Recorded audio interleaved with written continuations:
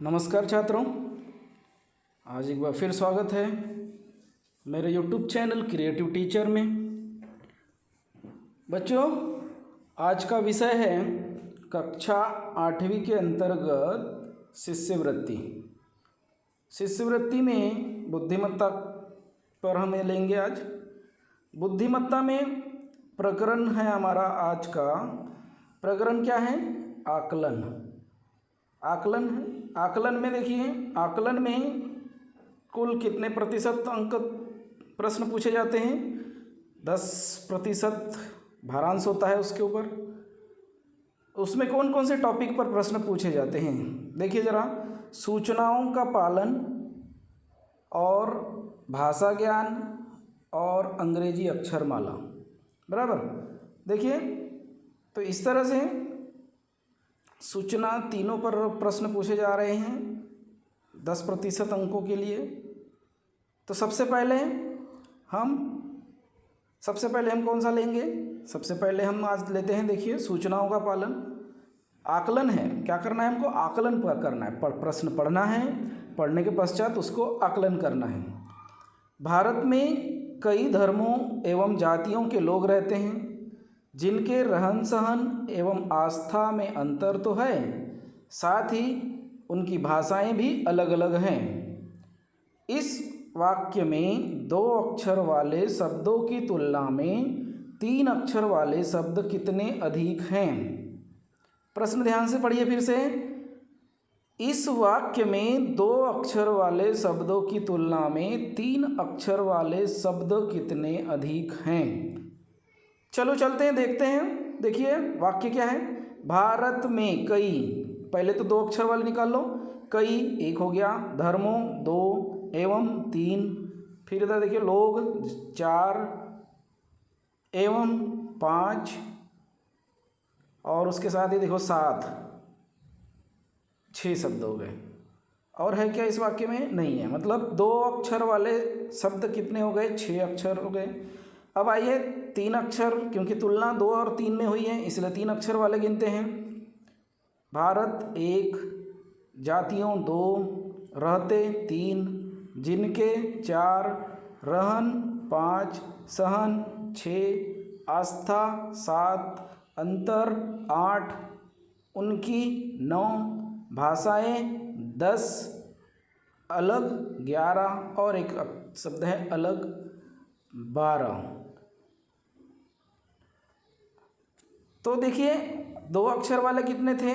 6 थे। और 3 अक्षर वाले कितने हैं?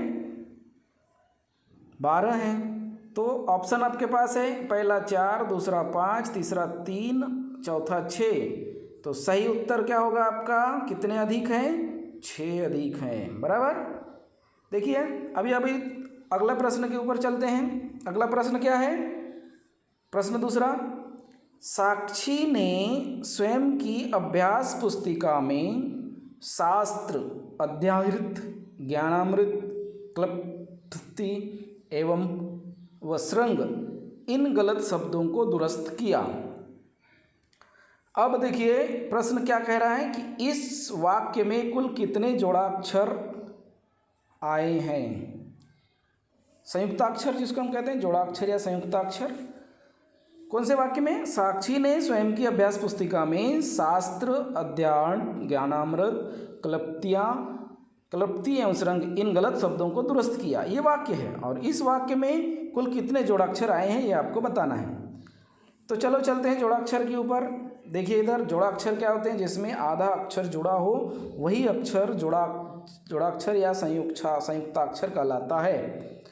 चलिए देखिए, स्वयं 1, अभ्यास पुस्तिका 2, अभ्यास 2, पुस्तिका 3, शास्त्र 4, अध्याय 5, ज्ञानामृत 6, क्लृप्ति 7, श्रृंग 8, शब्दों 9 और दुरुस्त 10। बराबर, गिनती हो गई। देखिए, 10 ऑप्शन में है क्या? बिल्कुल हाँ। देखो, तीसरे ऑप्शन में 10 है, तो सही उत्तर क्या होगा? ये वाला होगा। ठीक है।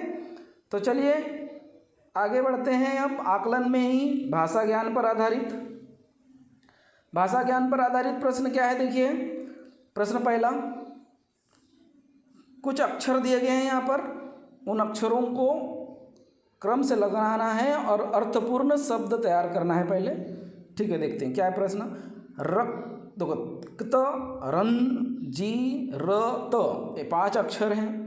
इन अक्षरों से बनने वाले अर्थपूर्ण शब्द के क्रम से कौन से शब्द लेने पर खून, खून, देखिए रक्त, खून शब्द, कौन सा, खून, इस शब्द के अर्थ वाला शब्द तैयार होगा।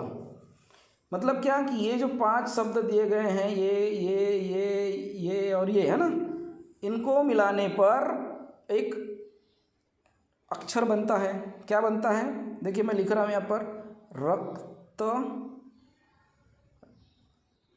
सॉरी गलत हो गया,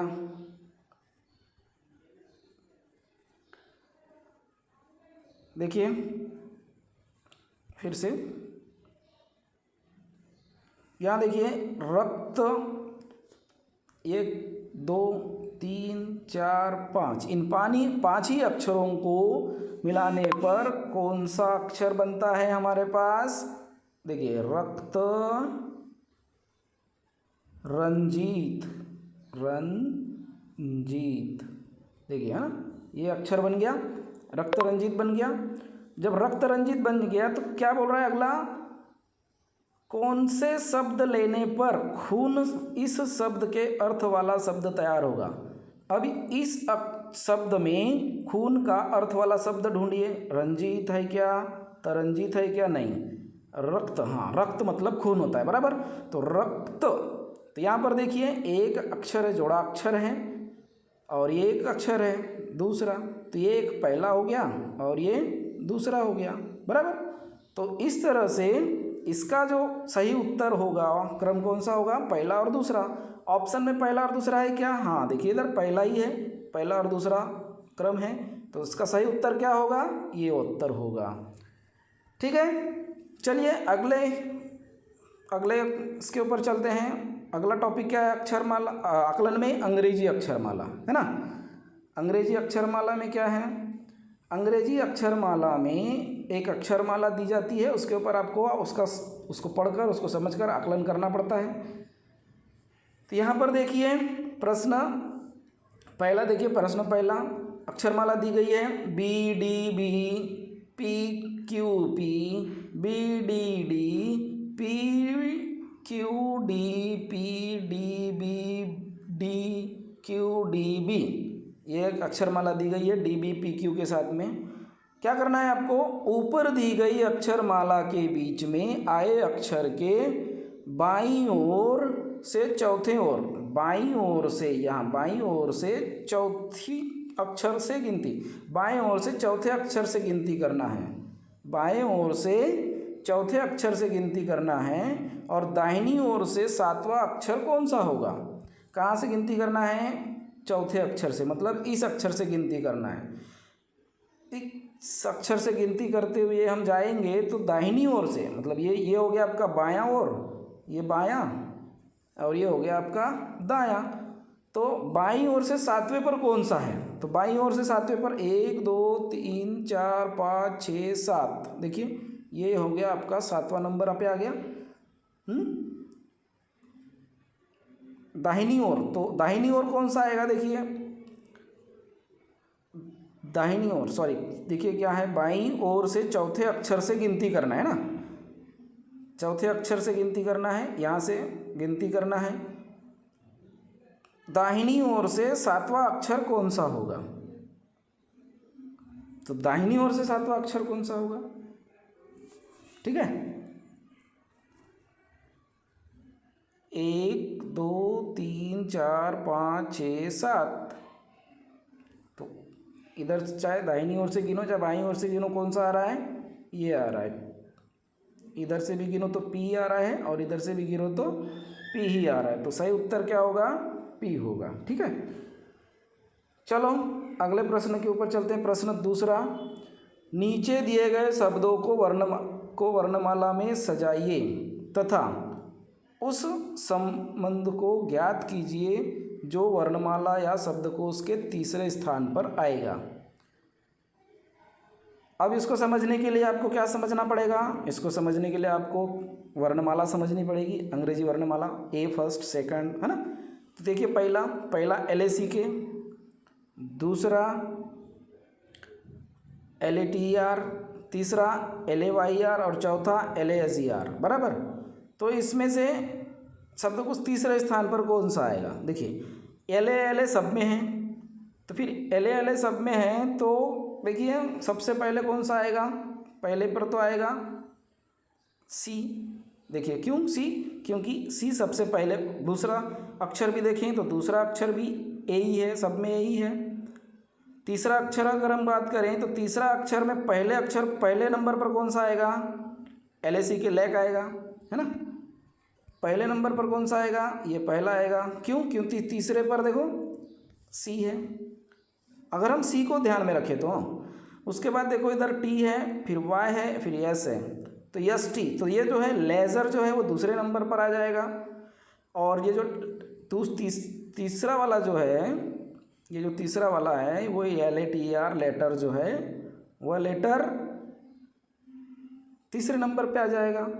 तो देखिए जब यहीं पर हमको मिल गया है तो उसका सही उत्तर क्या मिलेगा अपने को? सही उत्तर मिल गया अपने को ये वाला तीसरा, बराबर, LATER।